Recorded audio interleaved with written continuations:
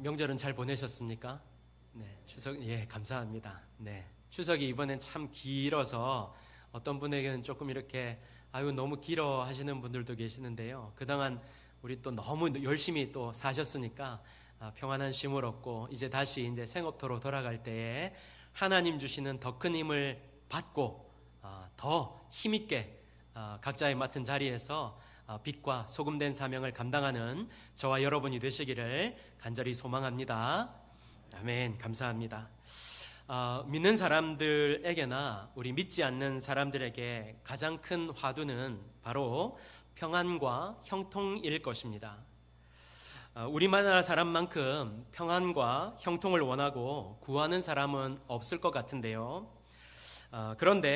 그래서 사람들이요, 이 두 가지를 얻기 위해서 되고자 하는 것이 바로 부자입니다. 부자가 되고 싶어 합니다. 왜냐하면 부자가 되는 것이 바로 형통의 길, 또 부자가 되면 평안한다, 이런 생각을 갖고 있기 때문이죠. 특히 믿는 사람들은요, 부자 이퀄 형통이라고 생각을 합니다. 그리고 부자가 되면 평안할 것이라고 그렇게 생각을 하지요. 하지만 부자가 되는 것이 모두 형통이라고 말할 수 있을까요? 어떤 사람에게는 그것이 결코 형통이 될 수 없고, 또한 부자가 된다고 평안할 수 없을 것입니다. 오히려 어떤 사람은 인생이 잘 되고 또 사업이 잘 되면 오히려 더 불안한 사람도 있지 않습니까? 그리고 또 어떤 사람들은요, 이 두 가지를 얻기 위해서 우상 앞에 가서 절을 하기도 하고 또 취미 생활을 열심히 하기도 합니다. 취미 생활을요, 정말 목숨 걸고 하는 분들도 계시더라고요. 그렇다고 이 둘 중 한 가지라도 그의 인생에서 얻을 수 있을까요? 제가 단언하건대 결코 얻을 수 없을 것입니다. 왜냐하면 그것은 우리에게 잠깐의 위안과 위로를 줄 수 있지만, 잠깐의 그 기쁨을 줄 수 있지만, 진정으로 우리 마음 가운데 평안함과 또 행복함, 형통함은 줄 수 없기 때문입니다. 왜냐하면 그거 모든 것들에게는 생명이 없기 때문입니다. 이런 말을 들어보셨을 것입니다. 100만 원 가진 사람은 100만 원의 근심이 있고, 1000만 원 가진 사람은 1000만 원의 어려움이 있고, 1억을 가진 사람은 1억의 근심이 있다. 그렇다면 어떻게 근심이 많고, 이렇게 근심이 많고 어려움이 많고 형통의 삶을 살기는 더더욱 어려운 이 세대에 이 두 가지를 얻는 삶을 살려면 우리는 어떻게 해야 될까요? 어떻게 하면 우리가 이 형통과 또 평안의 삶을 살 수 있을까요? 오늘 주시는 말씀을 통하여서 이 두 가지를 발견하고 진정으로 평안과 형통의 삶을 살아가는 성도들이 되시기를 예수님의 이름으로 축복합니다. 아멘. 우리 지난주에 말씀드린 대로요, 이제 이스라엘이 갈라져서 북쪽에 북이스라엘, 남쪽에 남유다, 이렇게 이제 갈라지게 되었습니다. 북이스라엘을 통치하는 왕이 누구였다고요? 기억하십니까? 여로보암입니다.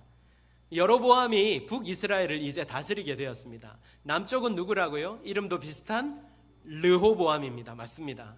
르호보암이 다스리게 되었는데요, 이제 이 르호보암이 다스리다가 죽고 나서 지난주에 그의 아들 아비야가 왕이 되지요. 그리고 아비야가 왕이 되고 나서 또 다스리다가 죽고 나서 이제는 아사라는 왕이 이제 남유다를 다스리게 되었습니다. 그리고 오늘 본문의 말씀을 보면요, 이 아사라는 왕이 이제 다스리는 이 유다가 평안함이 있었다, 이렇게 지금 기록을 하고 있어요. 1절 하반절입니다. 그의 아들 아사가 대신하여 왕이 되니 그의 시대에 그의 땅이 10년 동안 평안하니라. 그런데 오늘 14장에 보면요, 무려 이 평안이라는 단어가요 4번이나 나옵니다. 그런 점에서 볼 때 이 아사라는 왕이 이 유다라는 나라를 다스릴 때 그냥 그냥 이렇게 립 서비스로 아사라는 왕이 다스리게 됐는데 평안했어, 이게 아니라 정말로 평안했던 거예요. 정말로 평안했던 거예요. 뿐만 아닙니다. 7절을 보니까요, 이 아사가 성읍을 건축하는데 전혀 어려움 없이 오히려 형통하게 그 모든 성읍들을 다 건축했다, 이렇게 기록하고 있습니다. 그렇다면 아사가 다스리는 이 유다, 이 나라는 어떻게 이렇게 평안할 수 있었을까요? 어떻게 형통하다는 평가를 받을 수 있었을까요? 2절에서 5절을 한번 보겠습니다. 아사가 그의 하나님 여호와 보시기에 선과 정의를 행하여 이방 제단과 산당을 없애고 주상을 깨뜨리며 아세라상을 찢고 유다 사람에게 명하여 그 조상들의 하나님 여호와를 찾게 하며 그의 율법과 명령을 행하게 하고 또 유다 모든 성읍에서 산당과 태양상을 없애매 나라가 그 앞에서 평안함을 누리니라. 여러분, 오늘 이 아사가요, 이 세상의 모든 사람들이 찾는 그 평안함과 형통함을 누렸는데 우리에게도 동일하게 세 가지를 도전하고 있습니다. 첫 번째가 뭐냐면요, 우리도 형통하고 평안함을 살 수 있는데 그런 삶을 살려면 첫 번째로 우리 마음 가운데 있는 우상을 제거해야 된다, 이 말씀을 주고 있습니다. 솔로몬을 한 번 더 생각해 볼까요? 여러분, 솔로몬 다 아시죠? 솔로몬이 처음에는요, 하나님을 너무나 잘 섬겼습니다. 너무 잘 섬겼습니다. 그런데 그의 말년에 그의 마음이 하나님에게로부터 떠나게 됩니다. 왜 떠났을까요? 자신이 부인으로 맞은 그 여인들이 가지고 온 그 우상들을 같이 섬기게 된 거예요. 온갖 그런 잡신들, 이방신들을 함께 섬기게 된 것입니다. 그들에게 분향하고 제사를 드리게 되었는데요, 그래서 결국 하나님께서도 솔로몬을 떠나시게 되고 진노하시게 되었던 거예요. 그래서 이 아사왕 당시에 유다에는요, 이 아사가 다스리는 이 유다에는요, 그때로부터 지금까지 내려온 온갖 이방신들, 그 신들과 그 혼합된 종교와 신전과 이런 우상숭배가 만연한 그런 나라였습니다. 특히 아사 왕이 없애버렸다고 언급하고 있는 것들을 먼저 살펴보면요, 산당은 주로 산이나 언덕에 세운 예배 장소로 하나님께 예배를 드리는 장소였어요. 그러니까 이스라엘 백성들이 이곳에서 하나님을 예배하는 예배의 장소로 쓰였던 것입니다. 그런데 그럼에도 불구하고 이곳에서 온갖 이방 신들을 함께 섬기는 우상 숭배도 함께 이루어졌던 거예요. 그러니까 한마디로 하나님과 우상을 겸하여 섬기는 그런 타락한 장소가 되었던 것이죠. 또 주상은요, 바알 숭배와 관련된 돌 기둥의 우상을 가리키는데요, 여러분 한번 찾아보시면 돌로 만든 높은 그냥 이렇게 돌단 같은 것인데, 그렇다고 막 이렇게 뭔가 쌓아서 제사를 드릴 수 있는 그런 돌단이 아니고 그냥 높이 쌓은 것입니다. 그런 우상을 가리키고요, 아세라상은 지난번에도 한번 보여드렸지요.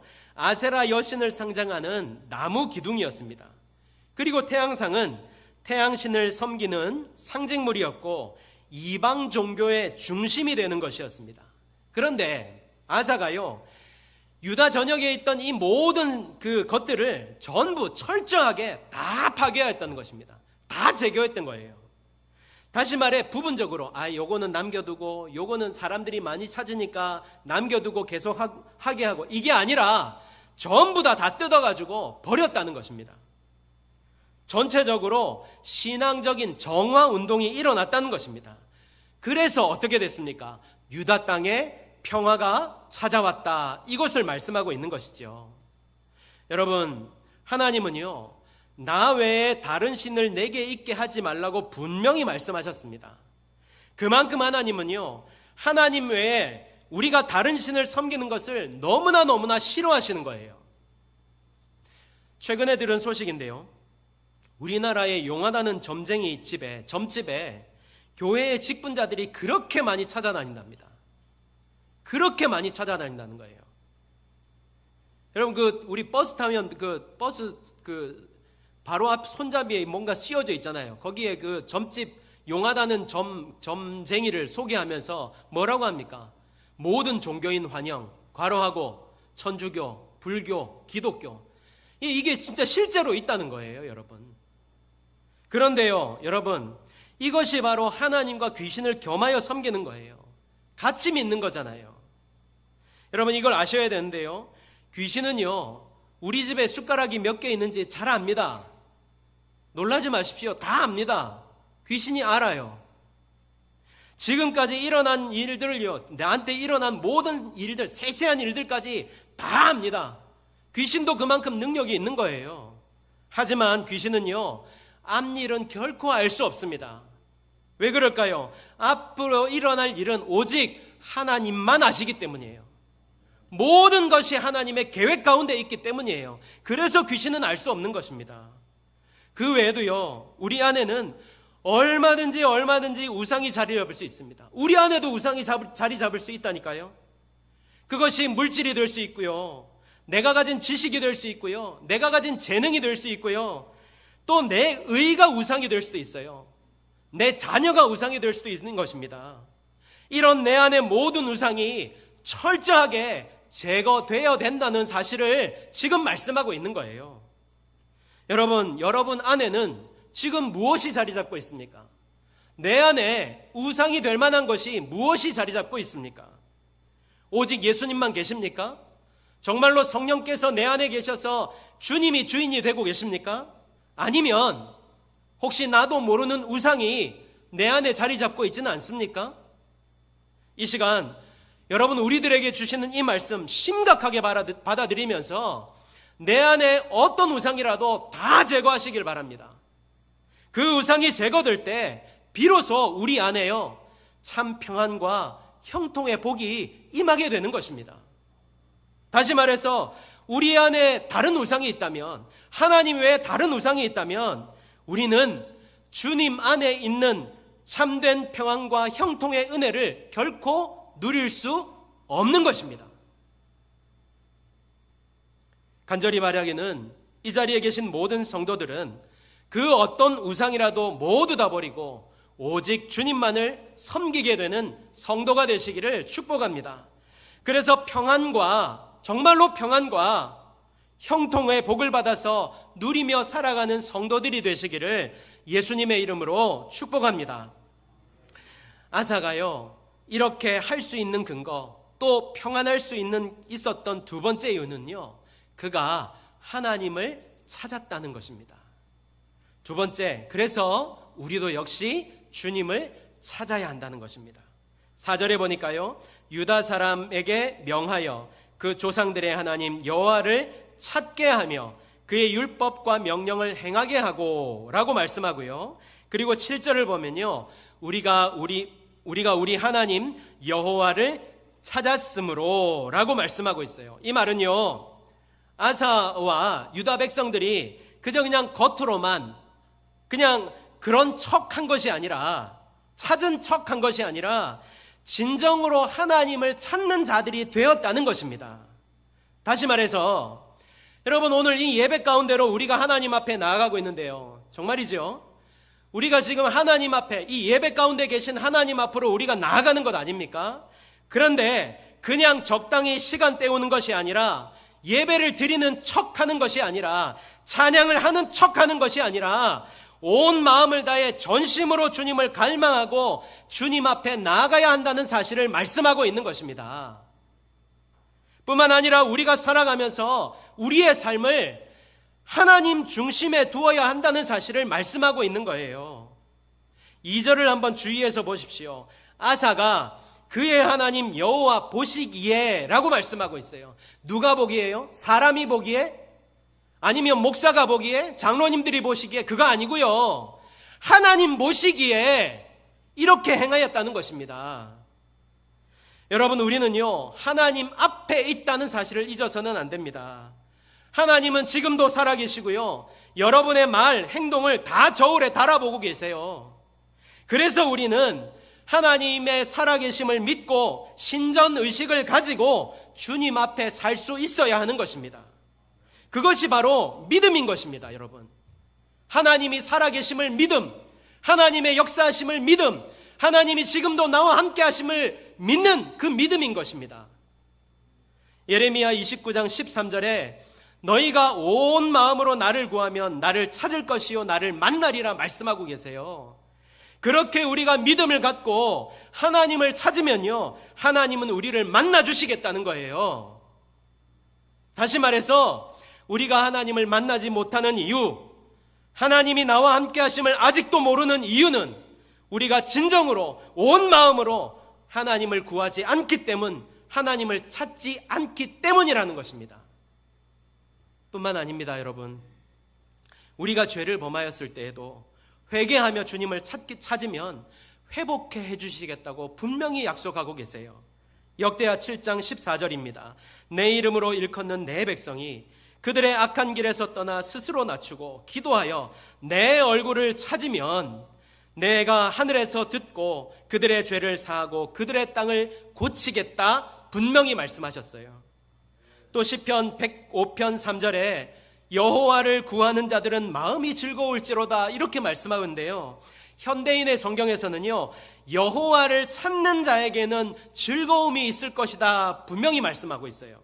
그러니까 하나님을 찾는 자들에게는 하나님으로 말미암은 즐거움이 임하게 된다는 것입니다. 또 시편 4편 8절에는요, 내가 평안히 눕고 자기도 하리니 나를 안전히 살게 하시는 이는 오직 여호와이시니이다 라고 말씀합니다. 사랑하는 여러분, 오늘 아사가 우리에게 무엇을 말씀합니까? 진정으로 평안을 원한다면, 형통한 삶을 원한다면 이 땅이 주는 유사평안, 거짓평안, 잠깐 지나가는 안개와 같은 평안이 아니라 진정한 평안을 원한다면 마음을 다해 주님을 찾아야 한다는 사실을 말씀하고 있는 것입니다. 이사야서 55장 6절에 이렇게 말씀합니다. 너희는 여호와를 만날 만할 때 찾으라. 가까이 계실 때에 그를 부르라고 말씀하고 있어요. 아모스 5장 4절에 여호와께서 이스라엘 족속에게 이와 같이 말씀하시기를 너희는 나를 찾으라. 그리하면 살리라 말씀합니다. 여러분, 지금입니다. 지금입니다. 이 말씀을 지금 우리들에게 주시는 것은 지금 우리가 주님을 찾아야 한다는 사실을 강력하게 말씀하고 있는 것입니다. 우리 주님 말씀하십니다. 요한복음 14장 27절에 평안을 너희에게 끼치노니 곧 나의 평안을 너희에게 주노라. 내가 너희에게 주는 것은 세상이 주는 것과 같이 아니하니라. 너희는 마음에 근심하지도 말고 두려워하지도 말라. 저는 여러분이 평안하기를 원합니다. 진정으로 평안하기를 원합니다. 또한 주님 안에서 형통의 삶을 살게 되기를 간절히 소망합니다. 그런데 그런 삶을 살기 위해서는 날마다 주님을 찾아야 한다는 사실을 여러분 잊지 마시기를 바랍니다. 무엇보다 중요한 것이 무엇입니까? 이들은 주님을 찾으면서 주님의 말씀대로 행하였던 것입니다. 하나님의 말씀을 지켜 행하였습니다. 오늘날 왜 우리의 말씀에, 이 하나님의 말씀에 능력이 사라지고 힘이 없습니까? 왜 우리 삶 가운데 그리스도인으로서의 능력이 사라진 것입니까? 왜 복음의 야성은 사라지고 힘없는 고양이같이 되어버린 것입니까? 그것은요, 우리가 말씀을 들고 세상에 나아가서 말씀대로 행하지 않기 때문인 것입니다. 말씀대로 살지 않기 때문인 거예요. 오늘 아사가 유다 사람들에게 무엇이라고 명령하였습니까? 그의 율법과 명령을 행하게 하였다고 말씀하고 있어요. 여러분, 우리만이라도 이제 말씀대로 행합시다. 세상에 나가서 적당히 세상과 타협하는 것이 아니라, 타협하면서 이래도 흥 저래도 흥하고 사는 것이 아니라 정말 말씀이 가르쳐 주신 대로 살 수 있는 믿음의 사람들이 되기를 바랍니다. 그러면요, 말씀의 능력이 우리의 삶 가운데서 틀림없이 나타나게 될 줄 믿습니다. 그러면요, 그 말씀의 능력으로 말미암아 세상 모든 사람들이 하나님의 영광을 보게 될 줄 믿습니다. 저는 이 자리에 계신 모든 분들이 이렇게 말씀을 들고 지켜 행함으로 말미암아 하나님의 영광을 드러내는 성도들이 되시기를 예수님의 이름으로 축복합니다. 여러분, 한 번 더 말씀드리겠습니다. 세상에 우리를 미혹하는 것들을 찾는 이제 어리석은 삶, 그것을 따라가는 삶을 그치고 이제는 진정으로 주님만을 찾는 삶을 살게 되시기를 바랍니다. 간절히 주님을 찾으시기를 바랍니다. 그리고 말씀대로 행하시기를 바랍니다. 그래서 주님 안에 있는 참 평안과 형통의 복을 꼭 받아 누리며 사는 성도들이 되시기를 예수님의 이름으로 축복합니다. 아멘. 세 번째는요, 우리는 주님을 의지하는 자가 되어야 됩니다. 우리가 살아가다 보면요, 위기를 맞이할 때가 있지요. 살다가 위기를 맞지 않는 사람은 없습니다. 살아가다 보면 모두 다 위기를 맞이하게 됩니다. 오늘 아사도 갑자기 위기를 맞이하게 되었습니다. 구스 사람 세라가 듣도 보지도 못한 이 구스 사람, 구스라는 것은 지금의 에디오피아를 얘기하는데요, 이 에디오피아 사람들이 갑자기 군사 100만 명, 병거라는 것은 오늘날로 말하면 이 잘 갖춰진 탱크라고 보시면 됩니다. 그러니까 탱크 300대를 거느리고 이 갑자기 유다를 쳐들어오게 된 거예요. 우리 지난주에 아사의 아버지 아비야에게도 오늘과 비슷한 일이 있었지 않습니까? 그때도 오늘 우리가 보는 이 위기 상황과 거의 흡사한 상황이 펼쳐졌습니다. 우리 13장을 다시 한번 볼까요? 13장 3절에 보면요, 아비야는 싸움에 용감한 군사 40만 명을 택하여 싸움을 준비하였고, 여로보암은, 그러니까 북이스라엘은 큰 용사 80만 명을 택하여 그와 대진한지라, 이렇게 말씀하고 있어요. 그나마 그때는요, 탱크는 없었어요. 그런데 전략적인 면에서 북이스라엘이 앞서 있었습니다. 이스라엘이 복병을 들이고 앞뒤로 그 유다를 포위했어요. 지난주에 제가 말씀드렸죠. 포위는 곧 전멸이다 말씀드렸잖아요. 그런데 이때 아비야와 유다 사람들이 어떻게 하였습니까? 하나님께 부르짖기 시작한 거죠.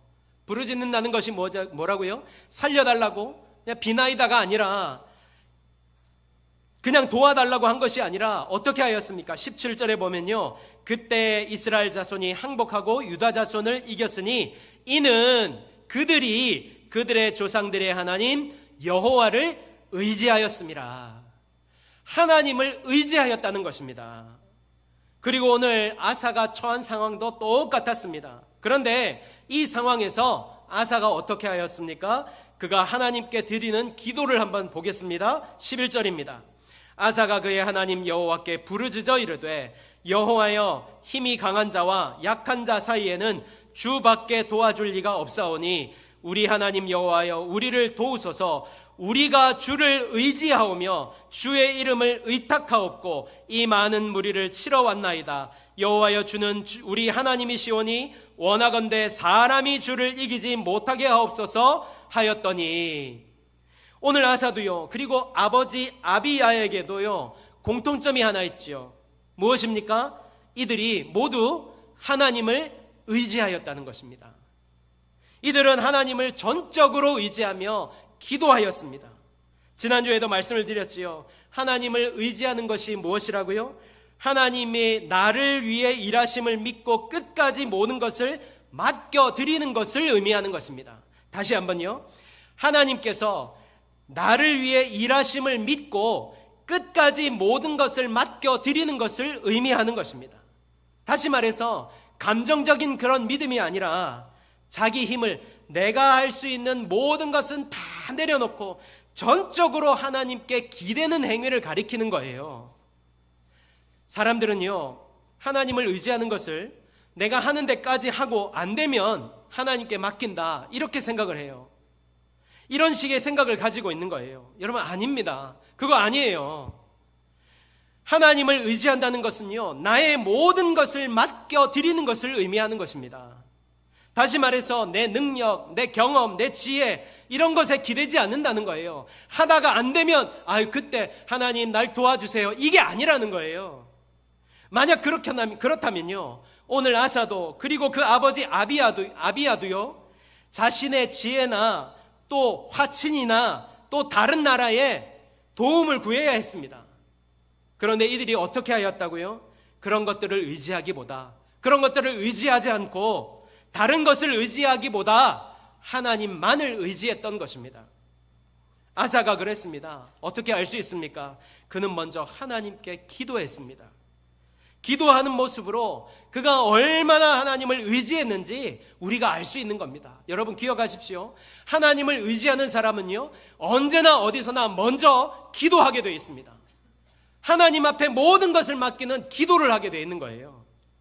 그리고 그는요, 하나님의 도우심을 구하였습니다. 이 상황 자체를 아예 하나님께 모두 맡겨드린 겁니다. 11절 하반절입니다. 여호와여, 주는 하나님이시오니 원하건대 사람이 주를 이기지 못하게 하옵소서. 그냥 하나님 손에 맡겨드린 거예요. 이렇게 기도하니까 어떻게 되었습니까? 12절에 여호와께서 구스 사람을 아사와 유다 사람들 앞에서 치시니 구스 사람들이 도망하는지라. 그리고 이어서 말씀을 보면요, 아사가 전쟁에서 크게 승리했을 뿐만 아니라 수많은 전리품을 획득했고, 더불어 이 전쟁으로 인해 주위의 나라들이 아사가 다스리는 유다를 두렵게 하셨다고 전하고 있습니다. 이게 무엇을 의미할까요? 우리가 하나님을 의지하고 모든 것을 하나님께 맡겨드릴 때 하나님께서 나를 위해 친히 일하신다는 사실을 말씀하고 있는 것입니다. 하나님을 의지하고 모든 것을 맡겨드리면 하나님이 일하시는데 그냥 일하시는 것이 아니라 나를 곤경에서 건져주실 뿐만 아니라 친히 싸워주시고 승리하게 하실 뿐만 아니라 주위의 모든 대적들로 두렵게 하신다는 사실을 말씀해주고 있는 것입니다. 잘 보셔야 됩니다. 지난주에도 그리고 지금도 아비야와 아사가 하나님을 의지할 때에 이 전쟁을 승리로 이끄신 분이 누구십니까?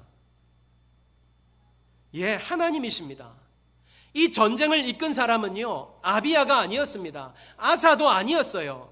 아비야의 어떤 탁월함이나 아사의 어떤 지혜가 아니었습니다. 하나님이셨어요. 하나님이 하시는 것입니다. 그러므로 저와 여러분도요, 어떠한 상황 속에서 어떠한 어려움을 만나더라도 오직 주님만을 의지할 수 있는 성도들이 되시기를 축복합니다. 무엇보다 우리가 우리 하나님이 어떤 분이신지를 알아야 되잖아요. 여러분, 우리 하나님 어떤 분이시죠? 지금도 살아계셔서 역사하시는 분이세요. 지혜가 무궁하시고 능력이 많으신 분이세요. 모든 사람이 구원에 이르기를 원하시는 분이시고요, 주님을 찾는 자들에게 은혜와 긍휼을 허락하시는 분이십니다. 우리를 죄에서 구원하여 주시고 자녀 삼아 주신 분, 자녀 된 우리들에게 가장 좋은 것을 주시고자 하시는 분이 바로 우리 하나님이십니다. 이 하나님께서 오늘도 나와 함께 계셔서 동행해 주시고 나를 도와주시는 것입니다.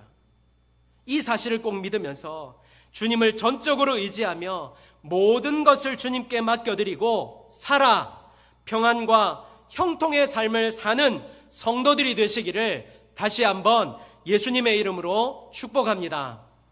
아멘. 결론의 말씀을 드립니다. 오늘 본문에서 아사는요, 평안과 형통의 복을 받으며 살았습니다. 그런데 이 평안을, 이 형통을 누가 주셨다고요?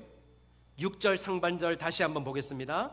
여호와께서 아사에게 평안을 주셨으므로 그 땅이 평안하여 여러 해 싸움이 없은지라. 7절 하반절에 우리가 주를 찾았으므로 주께서 우리 사방에 평안을 주셨느니라 하고 이에 그들이 성읍을 형통하게 건축하였느니라. 마지막 14절 여호와께서 그날 사면 모든 성읍 백성을 두렵게 하셨다. 전부 뭡니까? 하나님이 하신다는 거예요. 하나님이 하신다는 거예요. 그러니까 지금 아사가 누리는 이 평안과 형통, 승리의 주체가 누구십니까? 하나님이시라는 거예요. 아사가 한 것이 아닙니다. 아사가 한 것이 아니에요. 아사는 그저 하나님을 찾았고 하나님을 의지하였습니다. 그리고 이 말씀은요, 오늘도 이 아사와 같이 하나님을 찾으며 말씀대로 행할 때, 하나님을 온전히 의지할 때 주님이 주시는 평안과 형통의 삶을 우리도 살아갈 수 있다라는 사실을 분명하게 가르쳐 주고 있는 것입니다.